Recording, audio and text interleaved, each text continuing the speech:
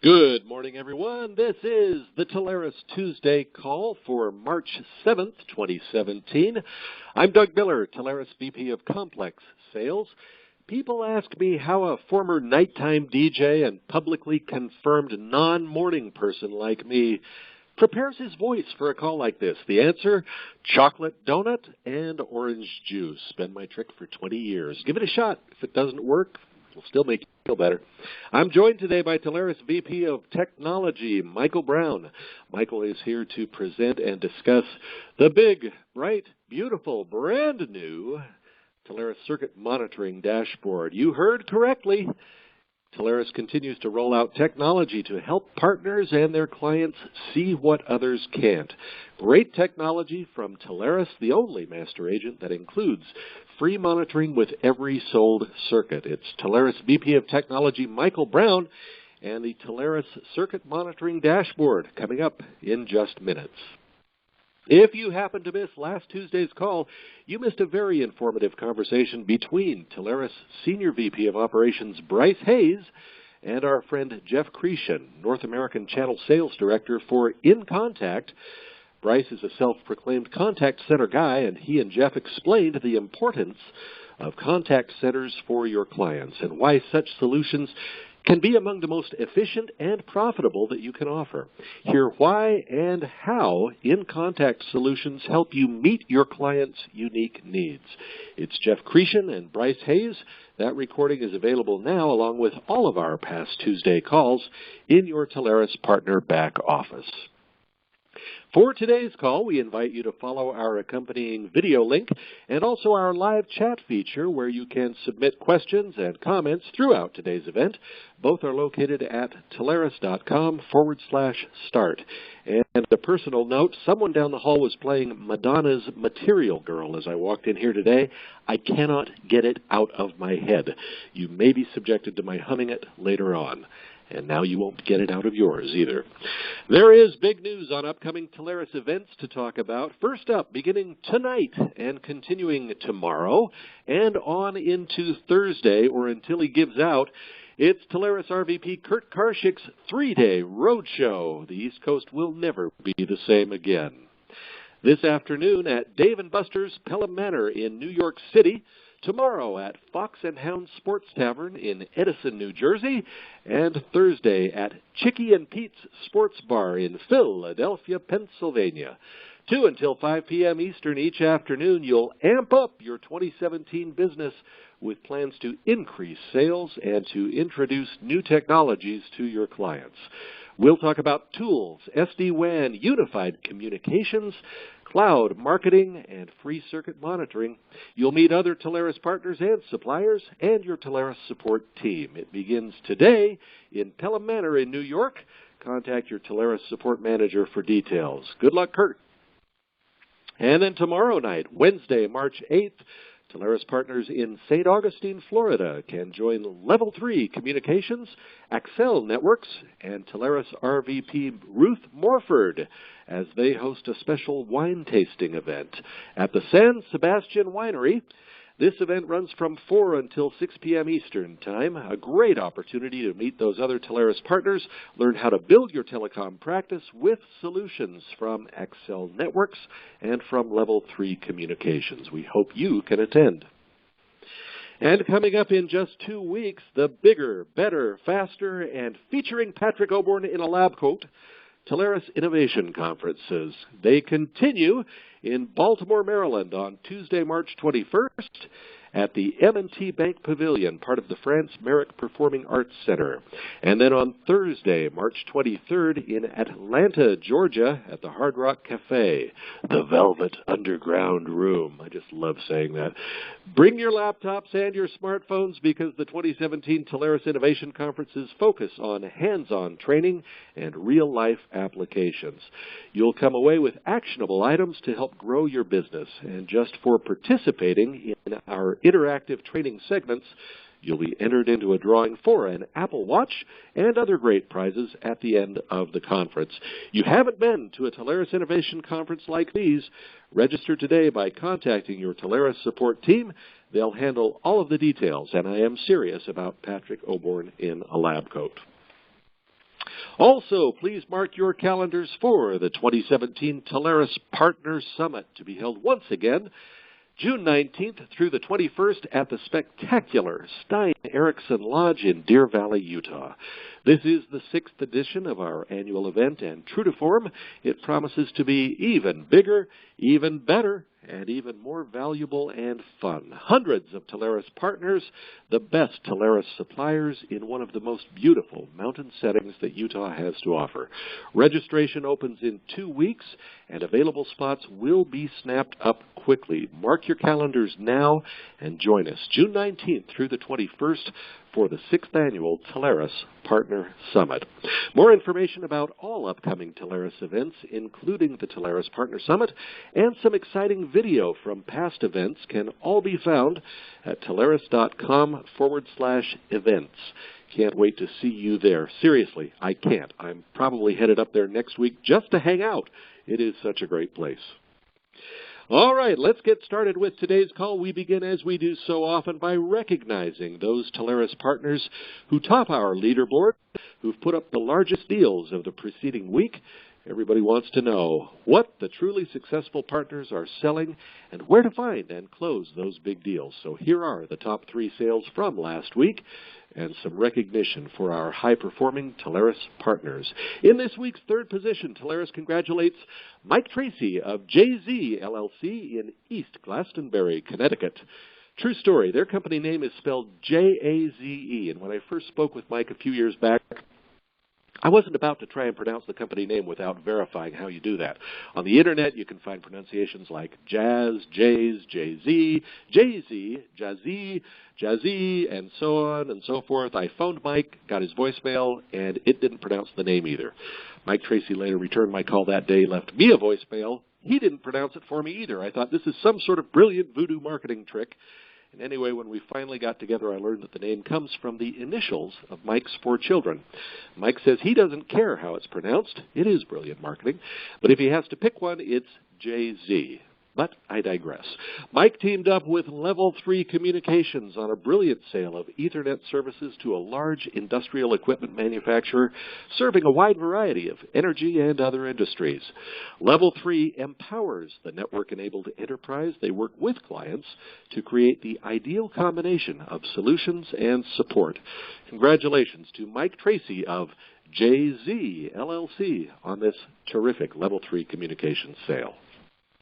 In this week's 2nd position, Telarus congratulates Karen Weller and all of the team at VCOM Solutions out of San Ramon, California. The VCOM team closed an impressive sale of T1 and managed services from NTT Communications to a customer in the biotechnology industry.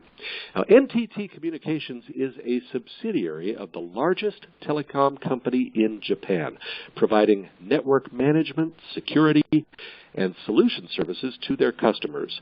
They also provide to corporations and to governments.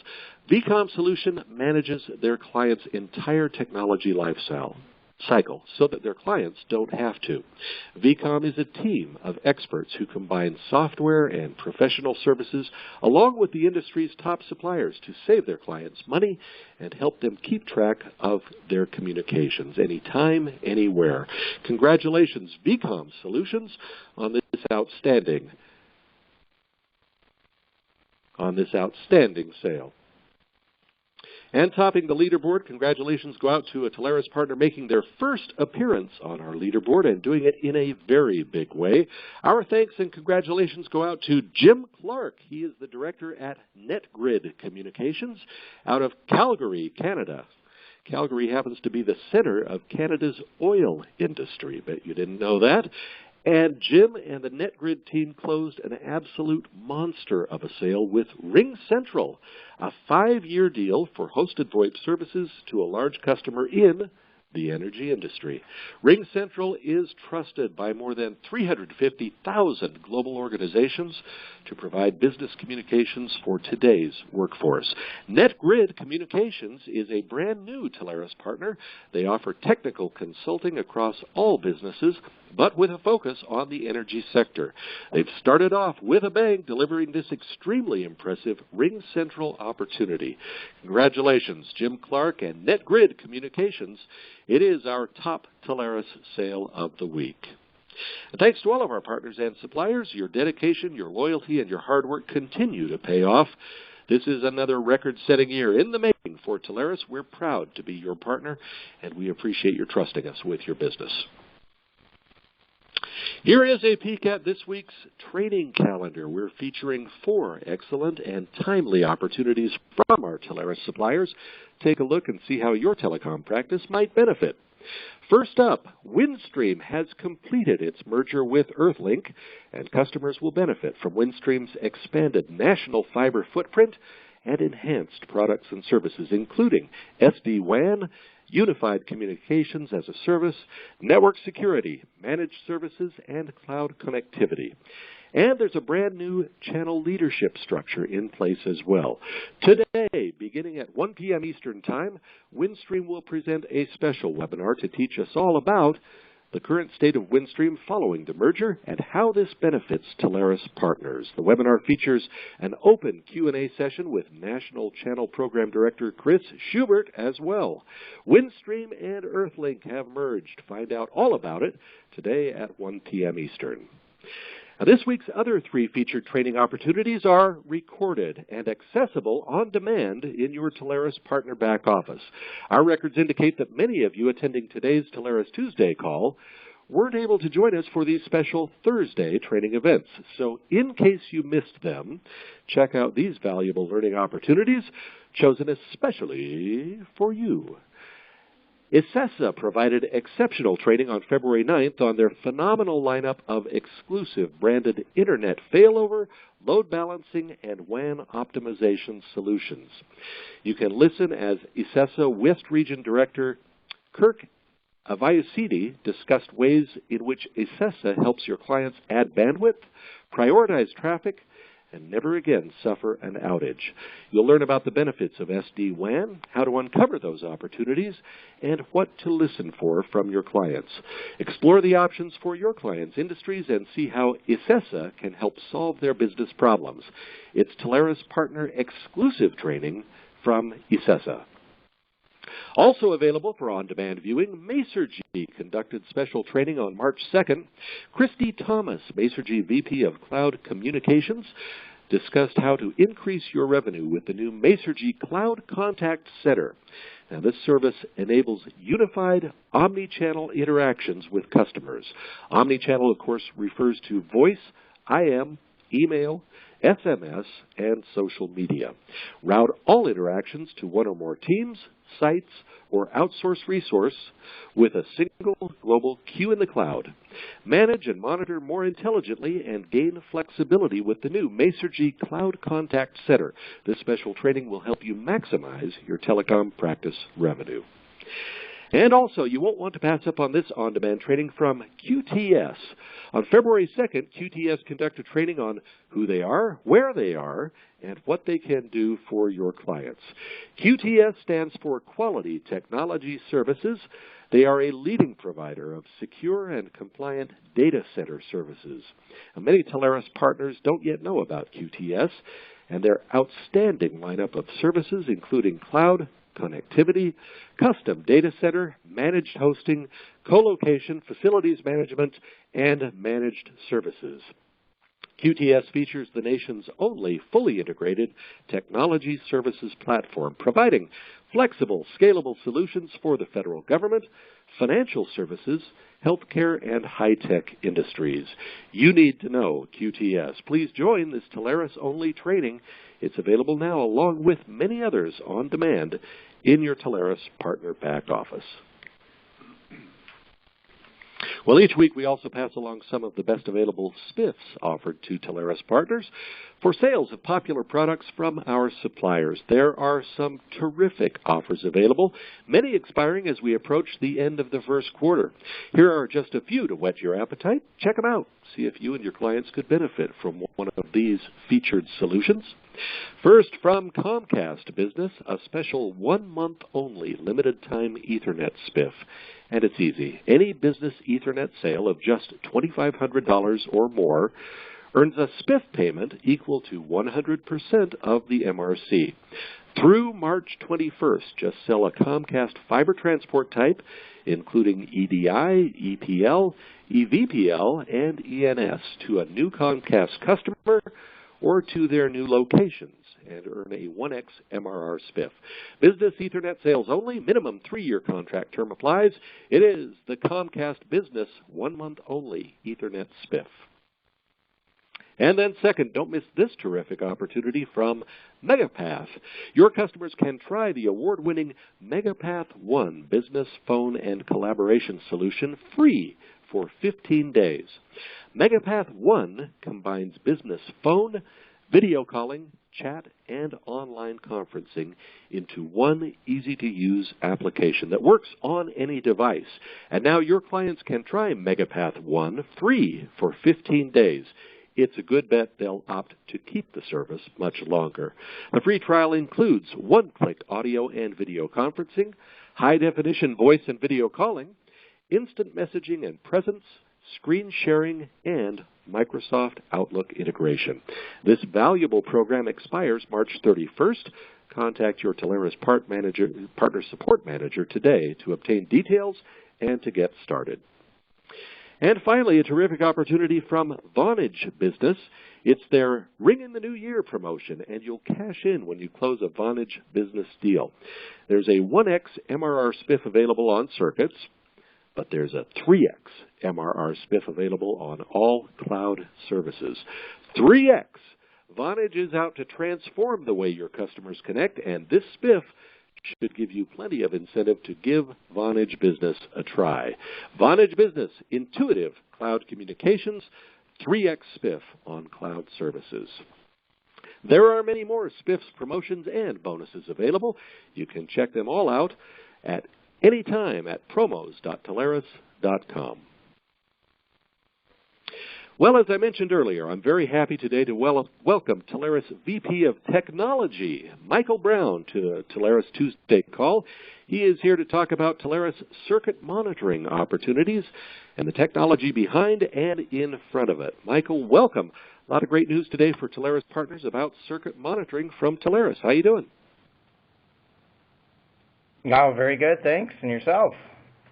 How your chocolate donut didn't fun me up at all, it sounds like. No, quite the opposite, and they are really good. All right. Well, what I want to start with, actually, before we go into...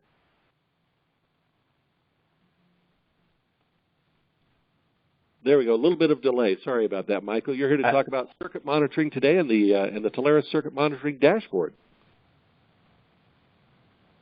Yeah, just before I do that, I just want to talk about one additional change here that we have within Telarus on the VX team.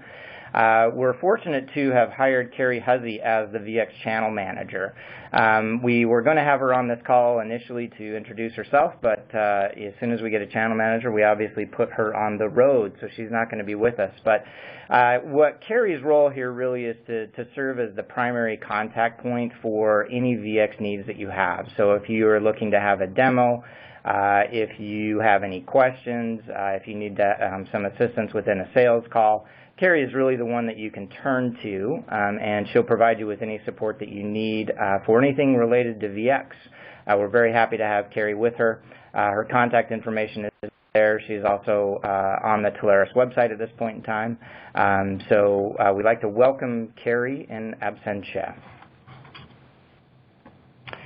So I do want to talk about a circuit monitoring dashboard today, and we're actually going to, what I want to do is introduce a change, and just because I like to live dangerously, we're going to do this as a live demo.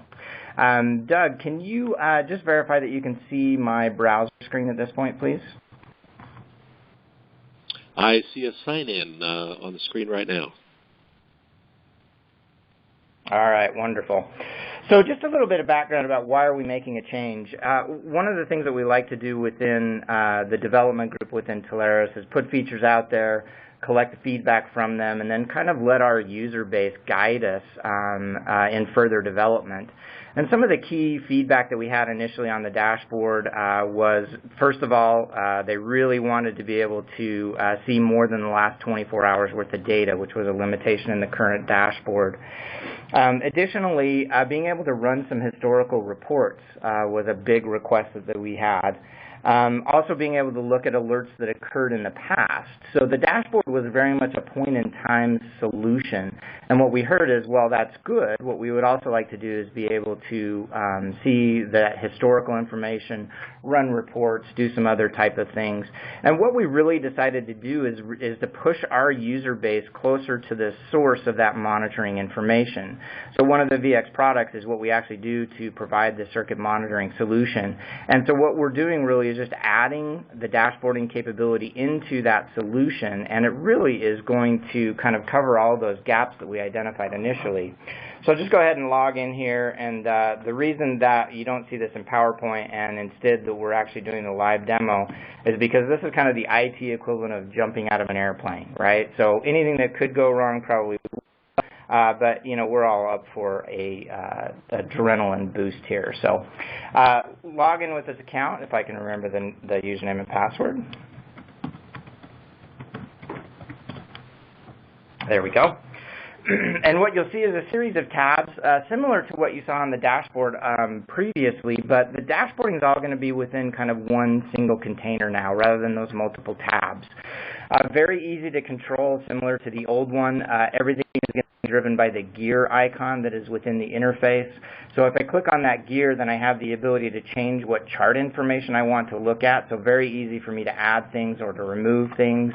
I can also select the different resources that I want. So for those of you that are current users of the dashboard, you know that we have this concept of a tree structure, where you may have a top-level container, and then as you're adding customers, we're creating containers for your individual customers. Pretty easy for you to go in and select the particular data sets that you want to have show up. And then also the date range. This is one of the key changes. So before, the dashboard was static in that it was always going to show you the last 24 hours. And then it would just kind of roll through as things happened. Now you're going to have the ability to go back in and select specific date ranges if you want. We've also built in some quick shortcuts, so if I wanted to look at yesterday's data, it's a single click. Today is a single click as well. We'll go ahead and update our dashboard here with that selection. The dashboard you can move around just like in the old one, so if we wanted to change the position of any particular graph, then it's as easy as just dragging and dropping that up. All of those settings are going to stay the same for you. Once you set them, the next time you log in, then your dashboard will be set the same way. So again, much the same information that we had in the previous dashboard. I think the interface is cleaned up a little bit. But now what else are we going to be able to do? So you can see right now that I've got this carrier A has one circuit down. If we scroll down in our view, we can also see, you know, what is the particular group that belongs to, what's the location, and I just threw this one in this morning so that we would have something that shows us down, which is nice information, but there is a bit of scrolling. So other views that you're going to have in the new dashboard view is something that we talk about as the ops view. And the ops view is kind of a roll-up of everything that we have with some visible, quick indicators of, do I have anything that's currently an alarm? So as an example here, you'll see that as I drill into this, it's going to follow the tree that's on the left-hand side. So because there's a red bar underneath the Telarus circuits, I know that I have at least one circuit down within at least one customer container. If I double-click on that, then I'm able to drill down to the next level, employee homes and main office. So I know that on the employee homes, everything is green. I don't need to worry about what's happening there. If I drill down into the main office, now I'll see all the different circuits that are being monitored, and now I can quickly identify, okay, well, it's this fake circuit that actually is down. For those of you that may be new to the circuit monitoring, you'll notice that we actually have circuits kind of paired up. So we have our Office Comcast circuit, and then we've got our other corporate office circuit. You'll notice the WC and the EC there, which stands for West Coast and East Coast. One of the things that we do with circuit monitoring is to do that monitoring from 2 different locations on the internet. What we want to avoid is me generating an alarm based on basically the route or the path from my monitoring point down to that end circuit. So we actually pair that up, and the only time that we would send out the email alert that a circuit was down is if we saw that that circuit was down from both points on the internet. So this provides you just kind of another way to quickly understand what is an alarm, quickly drill down into it. So I can see the main office here. From here, I can actually, once I get down to the individual circuit level, I'd be able to double-click on that resource and bring up what we talk about as its landing page. It's giving you just a little bit information, but also quickly allows me to see, okay, well, there's the alarm. When did that alarm occur? I know that we are showing that the circuit is currently down. The other thing that we are going to provide is this events view, and this is just a quick, just show me right now everything that's in alarm. So again, really what we're providing you is multiple ways to consume the data. Some people prefer to see kind of the dashboard view. Let me quickly see what's up, down. We've also got now the ops view that will allow you to see as a total, what's up, what's down. Events are just what things have occurred in the recent past. So lots of different views to that information. The other big thing that was lacking, or that we had a lot of requests for, was I need to be able to generate some static reports. And there are going to be a series of reports that are available for you to run. And we'll walk through some of these. So an availability report, look in more details at the ping log. The traceroute one is going to have some pretty significant additional value, so I'll go through that. Historical alerts would allow you to say, show me all the alerts that have occurred over the past month. Resource list, resource down, and then the ICMP QoE. I'm going to drill into that a little bit more as well. So let's start with availability. So what I'm going to do is I'm actually in my left-hand tree here. I'm actually going to go to the corporate office East Coast. I'm going to right-click on that, go down to my report menu, and then I'm going to run this availability report. And what the availability report is showing me the percentage of time that a resource was up. Now, by default, this is just showing me for today, but this is a pretty powerful report if you think about, well, maybe what I ought to do is run this for a month, and then I ought to send that out to my customers so that I can show them what percentage of the time was the circuit up versus down. This is all the reports are also able to be scheduled. So the other thing that you could do is kind of the next step is, well, I do want to send this report out to all my customers, but I just want to schedule it. I don't want to have to log in, create the report, email it out. Let's just schedule that to run on a monthly basis. You can then deliver that out to your individual customers, and you kind of have a touch point with them on a monthly basis now. Hey, remember that circuit that I sold you? Well, let me show you how that performed over the last month. So a really nice report ad that I think that you'll be able to take advantage of. The other report that I want, or one of the other reports I want to go through, is the trace route. So remember, when we're doing the circuit monitoring, we're looking at ping and we're looking at trace route. And in the old dashboard, you could look at things like the hop count in trace route. So what we would be looking for is that changing constantly, which means that the route between my monitoring and that individual circuit is constantly changing. If a customer is experiencing that same level of route change on say, the path to their hosted voice over IP provider, that can be a pretty significant impact to the call quality. So what the traceroute report does is initially it's just going to show me the delay so I can see what's happening. But really the additional benefit is if we were to find something that had a high delay value, so maybe we're churning along at 40 milliseconds is typical, but if our average delay then went up over 200 milliseconds, what we'd be able to do is quickly identify where that occurred, and then by clicking on the timestamp there, what we would be able to see is the individual hops. So where in that path am I seeing that delay introduced? If it's close to the customer, which would be the final hop here, then I would know that, well, maybe this is a circuit layer issue, and it's probably worthwhile getting in touch with that provider for me to figure out. Again, just additional data, trying to provide you with more tools as we kind of move down this circuit monitoring development path. The other thing that we do, we have a report that we call ICMP QoE. And what we're trying to do here is to say, well, if we were doing voice over this connectivity, let's look at the metrics collected via ping, and let's estimate what the voice quality would be for that. So I'm going to go ahead and run that report. And what that's going to do basically is come back and it's going to factor in the delay and it's going to factor in the loss as it applies to that ping. And what we're going to do is calculate the R factor and then the MOS score. So MOS score is a numeric scale measuring voice over IP quality. It's a scale from 0 to 5, 5 being perfect. You'll never get more than 4.4 over voice over IP.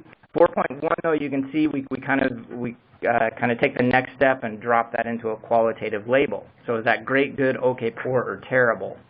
So based on the performance of those ping metrics, we're also able to say, all right, well, if their voice over IP packets are experiencing the same level of performance, what could we expect for a MOS value if they're doing voice over IP across that same circuit connection?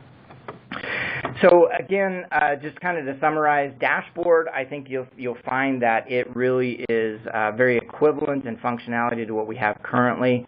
And what we're trying to do is just address those items that came up as we released it.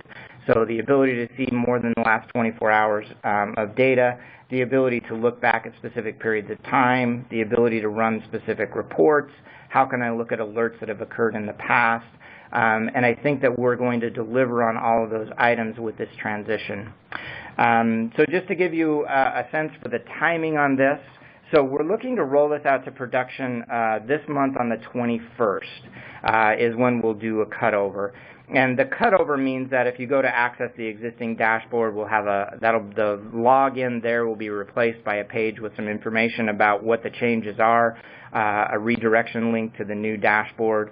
We're also going to make this available for kind of early users probably a week before that point in time. So if you want to start playing with the new dashboard, we'll make that available.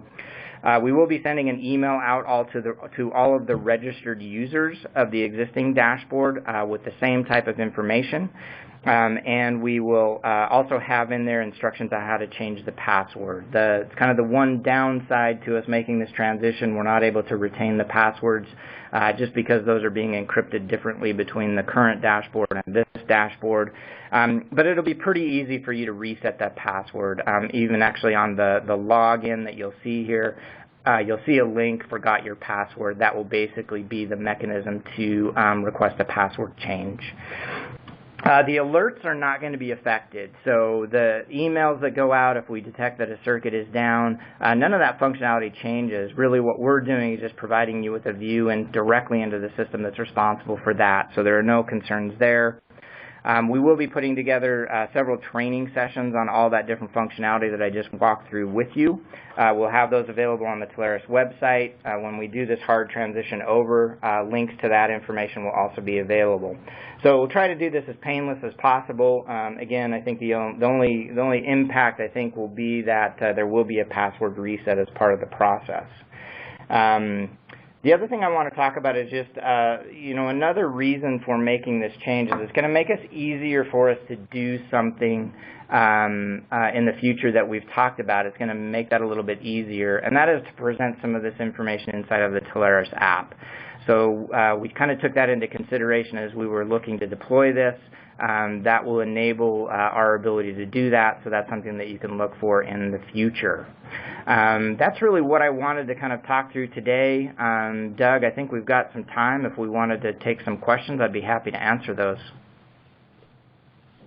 Great presentation, Michael. For everyone listening, this is Michael Brown. He is the Telarus VP of Technology, talking to us today about Telarus VX Suite circuit monitoring and the free monitoring that's available on all Telarus circuits, as well as paid services that are available as well.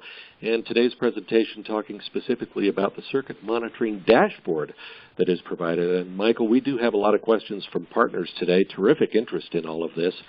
Let's get a couple of things out of the way just at the front end. Let's talk about what is included with the free circuit monitoring versus our paid monitoring service.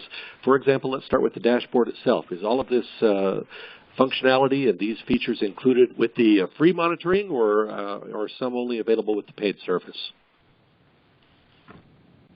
Yeah, so everything that I've shown you today is available with the free circuit monitoring. The paid monitoring solution that we have, you can gather different types of information. So, for example, bandwidth utilization. But on the circuit monitoring product, everything that I've shown today is part of that free offering. Very good. So let's talk a little bit about the types of notifications that are available and the reporting that can be had there. A couple of partners asked, in terms of notifications, let's say the circuit is up, but the pings are way out of normal range. Are notifications provided for that, as well as just circuit being down? Yeah, so we do actually look at 3 different metrics when we talk about the ability to alert on a ping. Number 1 is that it's down, and by that we basically mean we tried to do a ping, we send 5 ping packets, we receive 0 of those back. You have some additional options with that up-down status, which is basically how many times in a row do you want that to have to occur before we trigger that email notification. So part of the sign-up process within the spreadsheet that we use to collect the data, we talk about that as a configuration template. And there are a series of, 10 or 12 templates. And there you can control, okay, do we want this to have to fail twice in a row or 3 times or 15 times? The reason that we do that really is just because it's not uncommon for us to not receive a ping response once in a row. It becomes much less common for that to fail 2 times in a row, and that just kind of extends as you go further down in time. So it's really just a parameter to kind of make sure that we're not generating noise, but you do have the ability to select that. The other metrics that we can look at is delay. So as an example, if typically it's a 50 millisecond delay for me to get to that circuit, but if I hit, say, 400, 500 millisecond range, then I know that although the circuit is technically up, if the customer is experiencing that type of delay when they're looking to access internet-based resources, it's going to be problematic. So we can also alert basically on that increased delay value. And then the third thing that we can do, although I don't think current configuration templates do it, because it's kind of much more typical when you're in a LAN environment, and that is the percentage of packets that are dropped. So as an example, we send 5 ping packets out with the standard templates. We can set an alarm to say, well, if I only receive 2 of those 5 ping packets back, then I want to create that alarm. Something that we can easily facilitate, again, not part of the standard templates that we provide for your selection, but if you have specific monitoring needs, you need specific alarm levels, that's something that we can easily accommodate. So let's talk about reporting. A lot of our questions coming in from John Arnold and others talk about specific reporting needs. John brought up the example, well, look, I've got a customer that has bottlenecks between 1 and 3 p.m.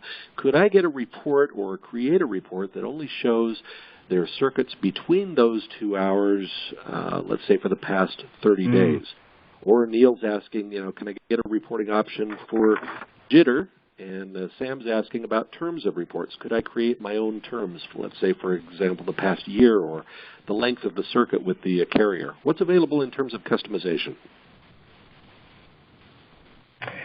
Yeah, so we don't have the ability currently for me to say, just show me the time period 1 to 3, but show me that for the last 30 days, although that's a great suggestion. So I'll make a note of that for us to take away for potential future releases. As far as the jitter, so we don't currently measure jitter when we're talking about ping. Some of the other capabilities that we have, for example, being able to synthetically create voice over IP calls between 2 devices, we do collect jitter at that point, but we don't have that currently as part of ping. I don't think, again, that would be too much for us to add. Really jitter is just, what is the difference in delay between one ping packet and the next ping packet.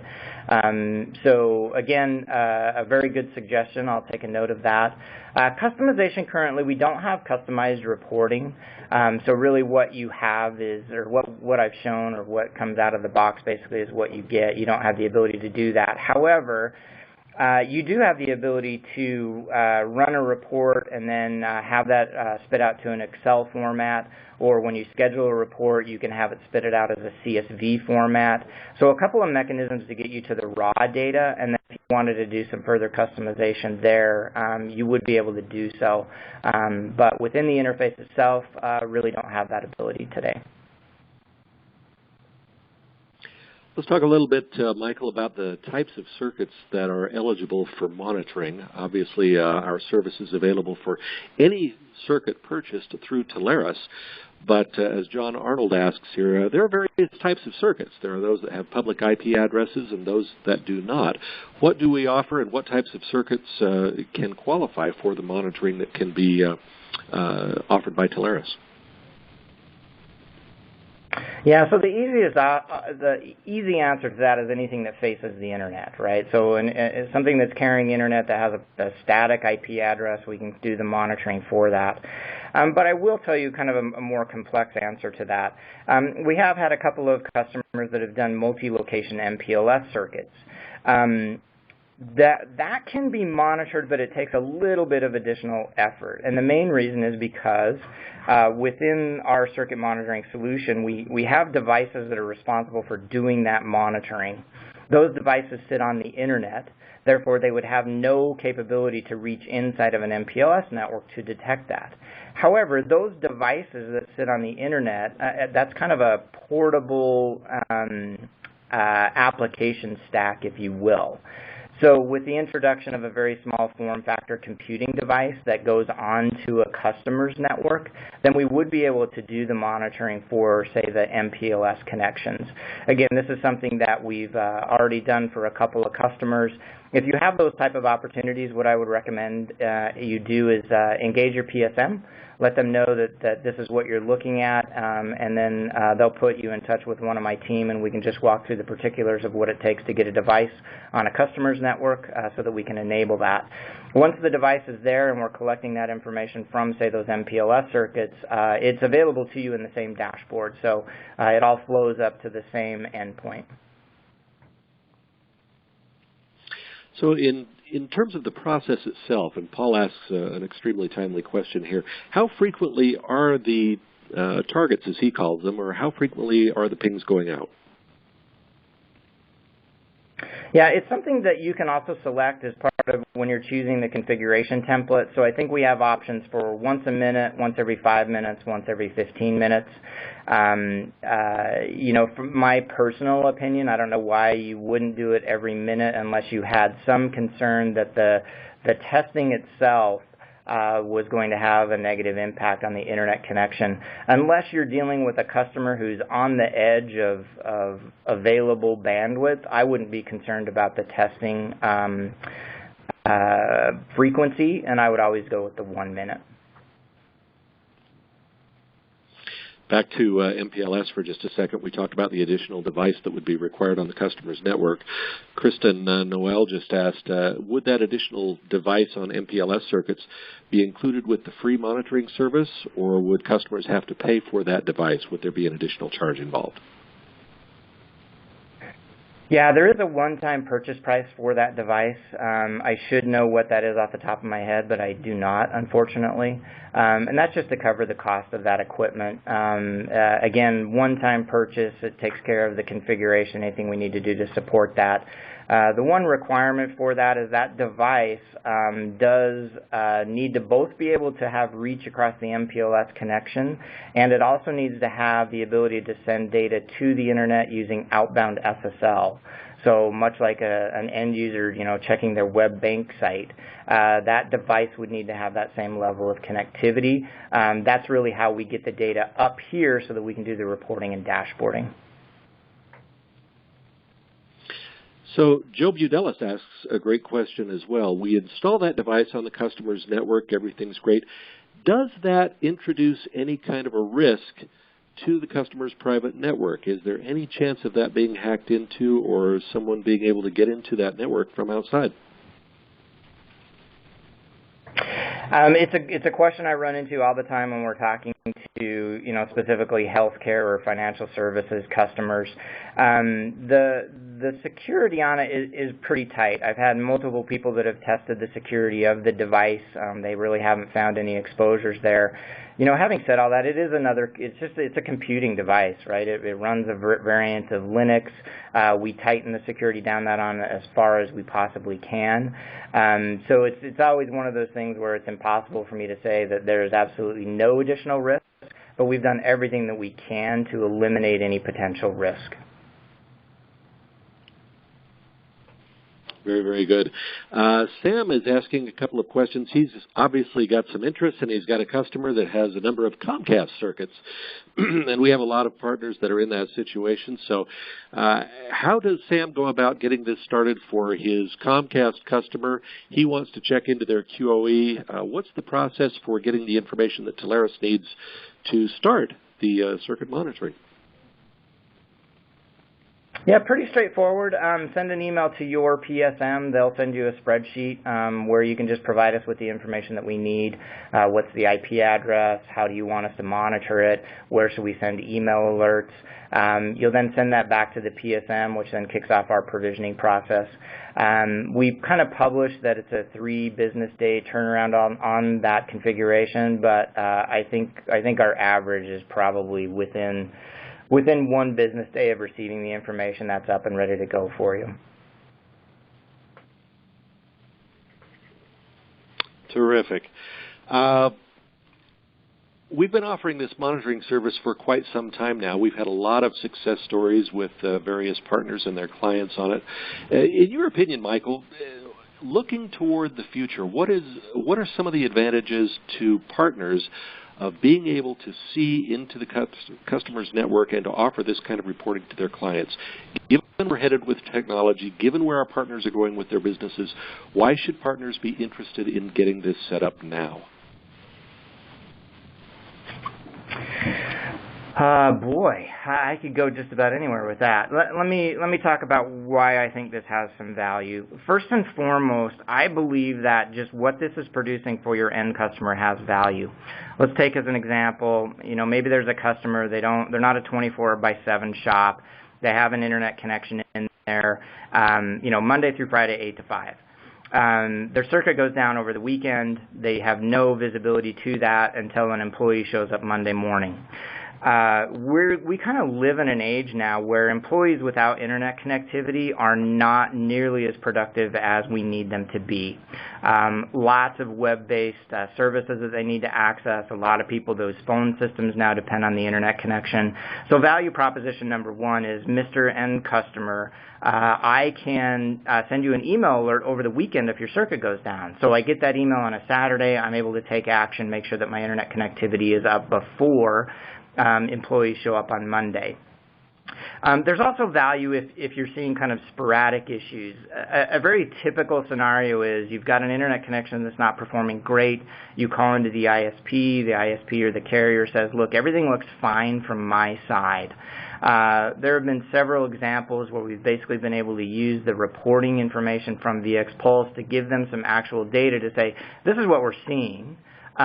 This is when it occurs. This is what it looks like. And it really has forced the carrier to take it a little bit, I guess I hesitate to say take it more seriously. But oftentimes when we're calling into the carrier, the problem may not still exist. So it's something that happened an hour ago. They may not have any visibility to what the performance looked like at that point in time. So there's value there. I think there's also tremendous sales value, and that is by being able to differentiate yourself from anybody else that's potentially talking to your customer about bandwidth sales. This is something, because it's coming to you at no cost, is something that you could choose to turn around and offer at no cost to your customer. So now you're offering really a different product.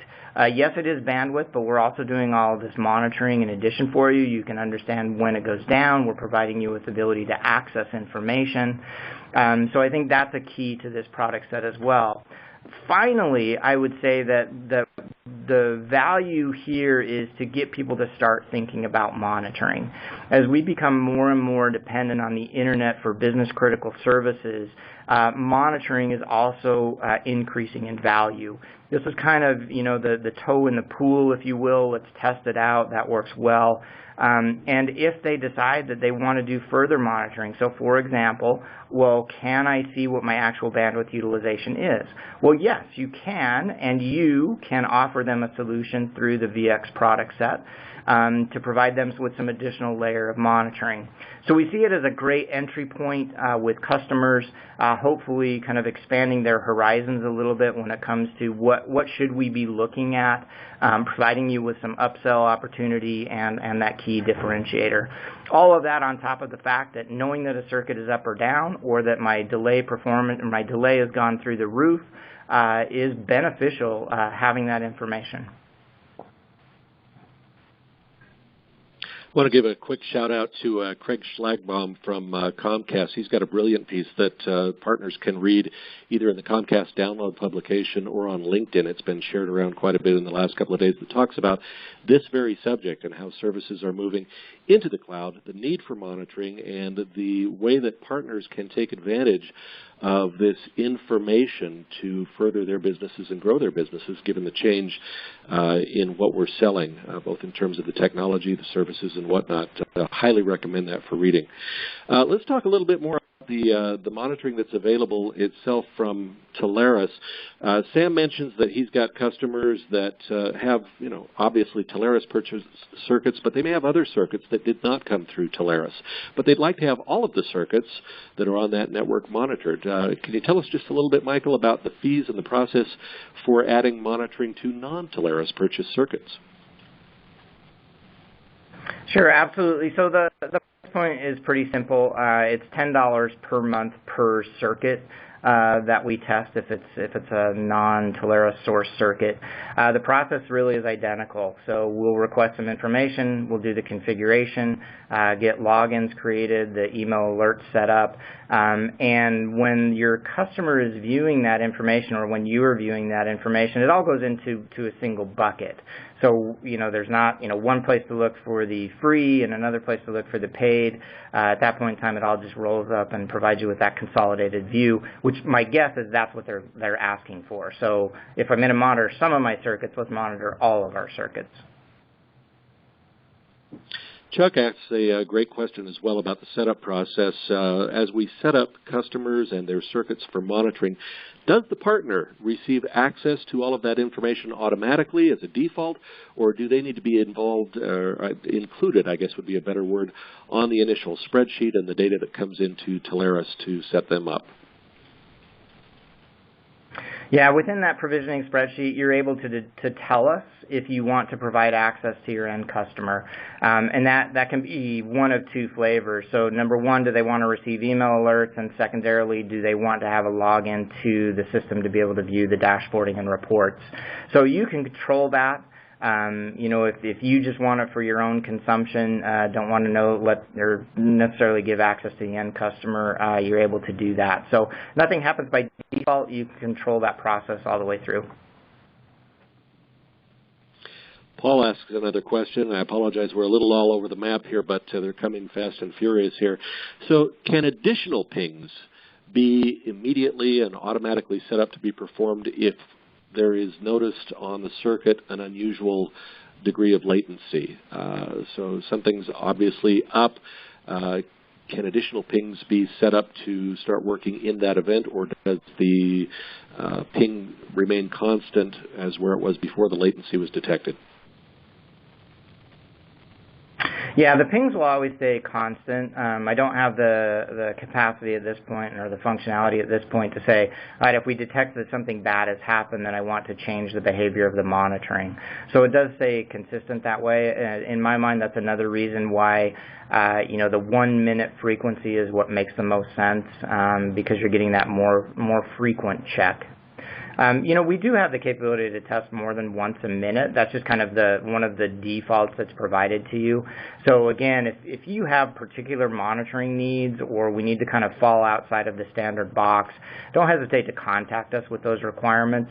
The tool is capable of doing that much more frequently. It's just that we've tried to simplify the process by not making it so complicated with all of the potential variations of monitoring. Now, we have put out some material on what is available for monitoring and exactly what the process is, how things work, what are some of the options that are involved. Where is the best place for partners to go, Michael, to see the material that we've already published about circuit monitoring and maybe have some of their additional questions answered? Yeah, so if you just go to the Telarus.com website, underneath Why Telarus, you'll see a circuit monitoring section. Inside of there, it's got some good information, a couple of presentations that were recorded, basically going through an overview of what it is, how does it work, a little bit of marketing information if you want to take advantage of that as you're talking with your customers. This is a demo of the older dashboard. This will be replaced in the coming weeks with additional videos about the new dashboard that's available. So that's the easiest place to go, Telarus.com, and then Why Telarus and circuit monitoring.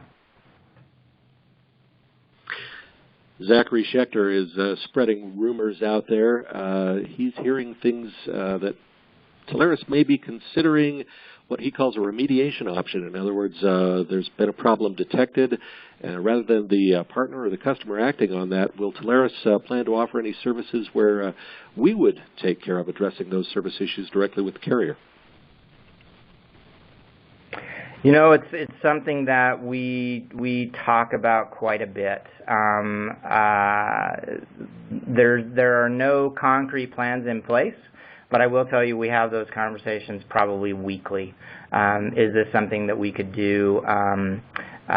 We do believe that our partners would find tremendous value there. There are some complexities to it.